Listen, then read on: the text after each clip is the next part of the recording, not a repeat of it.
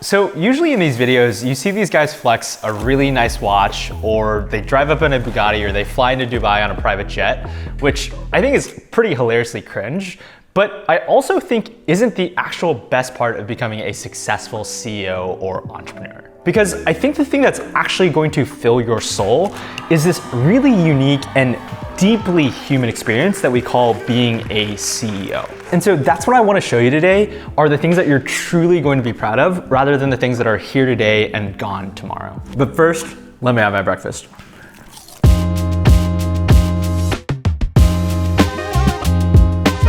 So I want you to think about the pride you're gonna feel at the end of this journey, where you've basically just been hustling your ass off for the last few years. It's been immensely painful the entire time. You got knocked on your ass basically every single day, but there will be these brief moments where you'll zoom out and look at what you've created, like what you've built, and get to sit back and just be like, holy shit, like look what I've manifested into the real world. And so I will tell you this story that's really gonna help you hit this home, which is last year, I had a holiday party in our Toronto office. So our entire engineering and product team is there. And everyone ended up wearing Christmas sweaters. It was really fun. It was like tacky Christmas sweater day. And then on top of that, everyone brought in their families. And we just got this new office in Toronto. It is like right on the lake. It is the most beautiful, like newest tower in city center. And I was standing next to one of my early teammates and we were just watching the kids build ginger houses and everyone's laughing and having a good time. And she just taps me on the shoulder. She looks at me and she says, John, have you ever thought about the fact that all of this came out of your brain cells?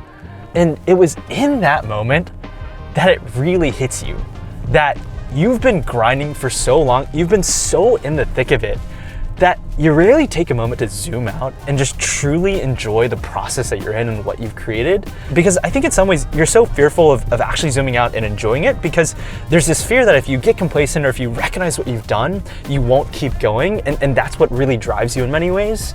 But there's this feeling that is just truly irreplaceable when you look out and you realize like, holy shit, this thing that I've created, this thing that I've like willed into this world is actually out here serving people and helping them live their lives and impacting the world. Like it's a really, really crazy feeling, which I think tees you up really well for this first unlock you're gonna have when you get to this level, which is realizing that you get to carve your own path.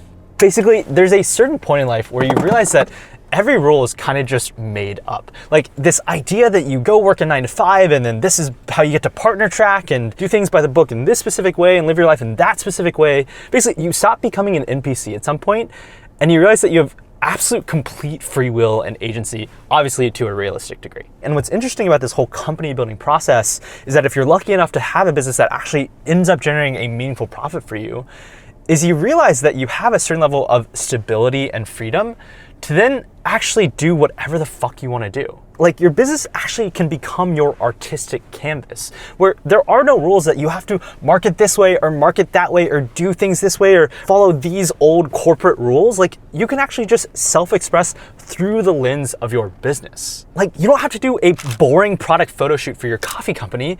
Instead, you can make it this really cool, sexy, exciting thing where you're actually the model in the campaign. Or even on a personal lifestyle basis, you don't have to go work a 9 to 5 in a job you hate. You can actually just fuck off to Bali and be a solopreneur and be a digital nomad and live and work in the hours that you want to. Or if you want to disrupt the entire chocolate oligopoly in a really cheeky way, like you can just go do that. And so this is why I say that entrepreneurship is one of the greatest forms of self-expression, because once you hit a certain level of success, you can just go out there and do cool shit. And I would actually argue that leads you to be even more net successful than just following the NPC rulebook. And it all helps you realize this next really cool thing with this job. And that's in realizing that there is no greater game. Where I actually had an investor friend the other day ask me if I'd ever consider selling Stan. And I was kind of like, maybe one day, like I just want to focus on like being happy, like having a farm, having a family. But then he really pressed me on it because he was like, John, I don't think you'll find a more interesting game, at least to occupy your daytime with. Because if you were to sell this company, you just have to resolve the same problems once again. And the reward in entrepreneurship when you solve a problem is an even harder, more interesting, more complex problem, which oftentimes, by the way, in the moment sucks ass. But when you really zoom out and think about it intellectually, ends up being really, really fascinating. Where if you think about it, business is the game of people, right? It's about managing people, inspiring people, convincing people, like really thinking through hard, complex problems. And that conversation helped me realize that business is actually my sport. Where if you think about a game like basketball, to some degree you're dealing with a certain amount of constrained variables, right? It's a closed game, it's a closed rule set. Whereas in the game of life or in the game of business, you basically have an infinite amount of variables to optimize and figure out, which means that as you solve one of these problems, you get an even harder problem to solve, which obviously in the moment kind of sucks. But on the flip side, if you zoom out, ends up being a really interesting intellectual game. Like every day I get to learn something new. Like one day I'm learning high-level marketing psychology, and then the next day I'm deep in the weeds of the finances, and then today I'm studying how to build the very best culture. And the thing is, isn't one of the points of life to learn and grow and experience as many new things as possible? Because this job has taught me so much, including one of the next coolest things that come with being a CEO. But before we talk about this, let's go into the office and say hi to the team. Hey guys. Hey. We're vlogging with the team. What are we working on? Nothing, absolutely nothing. The crickets. Awesome. Trying to get people paid. Yeah? We're trying to get people paid. All right, I'm gonna go disrupt this meeting here. It's reserved, 10:30 to 11. Hi. I don't know if you guys would be upset if I disrupted. We're just making a little vlog today. Oh no, So- not upset at all. What are you guys working on? Just core ops stuff. A lot of stuff. What is Core Ops? It is the foundation of our company here at Stan on the back end, which is finance, people, legal, and general ops to keep things running and efficient for everybody. And why is people important? Because it's literally the heart of the business. If I love people it. aren't good, nothing works. I love it. Yeah. Cool. That actually that line, it's a really good setup for this next section of the vlog. So in order to build a successful enterprise, you need to work with incredible people. Like I think a lot about the quote, if you want to go fast, go alone, but if you want to go far, go together. And it's really hard to deal with people, right? To build teams, to hire teams, and to deal with us as humans and all the emotions we feel. But out of that hard work can come some really beautiful things. And that's that you get to work with the coolest people. Like my startup Stan started as just my co-founder and I hacking away in a room. But we've now worked for so long and compounded this asset for so long that we get to work with the very best people. Like there are few better feelings than getting to sit back and watch your team go out there, be super hungry, be super inspired, and accomplish things that you truly could never have even dreamed of yourself. In fact, I'm actually seeing two of my best employees sitting outside right now having a meeting who've absolutely crushed it for our social media presence. So I actually might go bother them and knock on the window and see if at least Lo will join me. Lo, will you be in this vlog? Yeah. Cool. Yeah. Working at Stan is also a workout.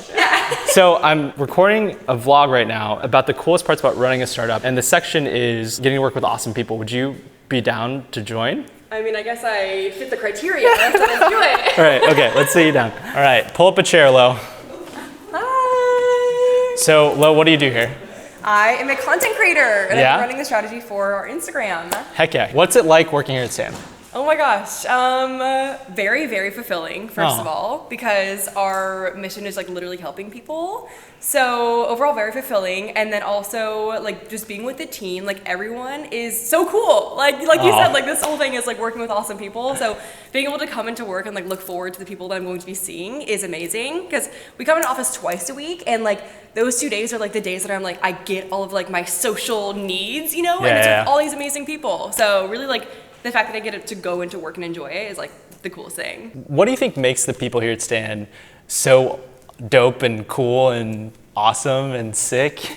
Well, first off, I know the hiring process is like insane. So like we want to make sure that not only are they a hard worker, but like they actually fit with our culture. Like that's a huge part of it. And I think like that's a reason why we have like so much success with it. But then also the fact that everyone cares a lot. Because I think if you have people who don't care about what they're doing, that's when there can be some like almost like annoyance towards each other, or like, oh, why aren't they picking up their slack? But that's never been an issue. Like everyone goes above and beyond, so you like want to work even harder for them too. Yeah, I love it. It's what we're talking about right now is you get to work with cool people at this level. It's like in order to get to this level, you have to work with cool people who are all bought in the same way and all like rowing that hard in the boat. Yeah, exactly. Thanks, Lo. Bye. Like and subscribe. But it doesn't just stop with working with cool people like Lo.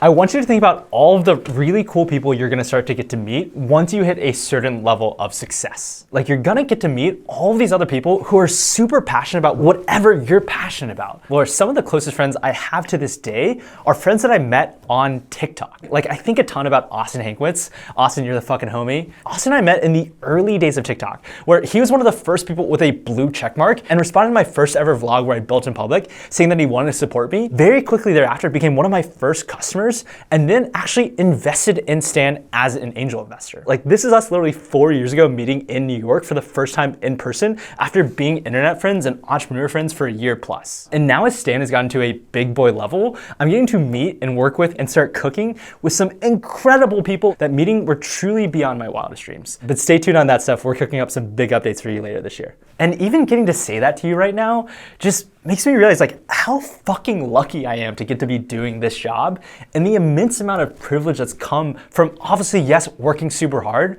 but getting to be in this position, which is actually the next thing that I want to talk to you guys about. And that's the privilege that comes with financial freedom, where at the end of the day, we're all looking for this. No matter who you are or what you might do, we would all love this privilege. But the reality of getting to such a privilege is that you have to work your fucking asses off. But if you do that, not only are you going to take care of yourself and get to do whatever you want to, travel the world, sit on boards, or work on nonprofits that actually fill you up, but you also get to take care of your loved ones. Where very candidly, if we continue to execute here at Stan, both myself, my co-founder, and all of our early employees aren't gonna have to worry about money anymore. And because of all of this work, I'm gonna get to retire my mom, who raised me as a single mom and hasn't stopped working her ass off for the last 40 years. But here's the flip side. I've talked about all of these privileges here, but the one thing in life that I've learned is that there is no free lunch. And this is actually the last thing that I want to talk to you guys about, which is that this journey is really painful. And that might sound super counterintuitive at first, like, wait, why would something being extremely painful be one of the coolest parts about the journey?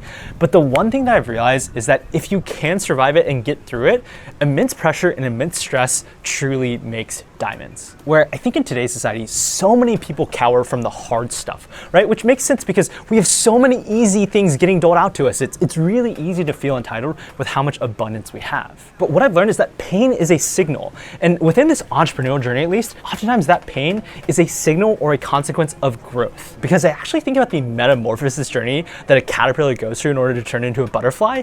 And if you know anything about the chrysalis process, that caterpillar actually completely melts before it turns into a butterfly. And thinking about that journey, there's just absolutely no way that that process isn't immensely painful. And so if I were to give you any reason to pursue this whole crazy thing called entrepreneurship, it would be because it maximizes your full potential. I know for a fact I wouldn't be half the person that I am today had it not been for all the rejections, all the failures, all the trials and tribulations I've had to go through as part of this journey. Because calm seas don't make good sailors. I don't know a single case where someone had outsized prolonged success without an outsized work ethic. And I actually think that's a good thing, because if you want to grow immensely and you're that hungry, like, that is your opportunity for the taking. And so with all that being said, I'm gonna go ahead inside, enjoy having lunch with my team, but I hope this video gave you a different perspective on what it's actually like to run a successful business. And if you wanna see more videos about what it's like trying to build a billion-dollar company, make sure to like and subscribe.